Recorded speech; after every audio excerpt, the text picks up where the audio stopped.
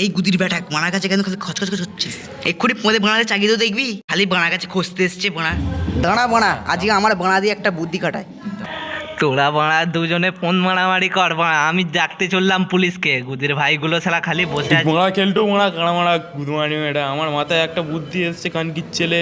এটার সময় গুদ পোকা দেখে এসেছিলাম, ওইগুলো চ নিয়ে আসি কানকির ছেলে, ওইগুলো নিয়ে এসে তান্ত্রিকের গুদে ঢেলে দেবো, তারপরে তান্ত্রিক গান মারাবে। খানকির ছেলে তাড়াতাড়ি চ, খানকির ছেলে তাড়াতাড়ি চ, স্যারের বাড়া না হলে কেটে দেবে। তাড়াতাড়ি পুলিশের কাছে যেতে হবে, না হলে আমি ফোন মারাতে পারবো না। ওই দেখ খানকির ছেলে ফোনটে গাছের গুদের গোড়া দিয়ে গুদ পোকা বেরোচ্ছে, ওইগুলো চ নিয়ে চ, ওইগুলো নিয়ে তান্ত্রিকের গুদে ঢালবো। গুদমানি একটা গুরুদেব, এই খানকির ছেলেটা বাঁড়াটা কেটে দুচালা করে বেগুনি করে খাবো আজ আমি। না না বোনা ওইসব হবে না, টয়লেট ডেভিল আর বোনা চুলের পেঁয়াজি করে খাবো গুদমানি, হেভি টেস্ট লাগবে বাল। আর বোনার সাথে থাকবে ফটকা চকলেট। রাখলো তো রাখলো মারা, সেই বালের জায়গা রাখলো যেখানে মা মশাগুলো আমার টলে কামড়ে টলে ডেবিল বানিয়ে দিচ্ছে। গুদমানি বেটাগুলো তো এখনো এলো না, আমার বাড়া কি হবে? আমার বাড়া কেটে নিলে আমি আর ছুটতে পারবো না।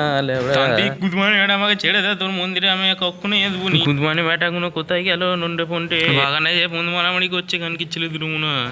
গুদমানি বেটা স্যার স্যার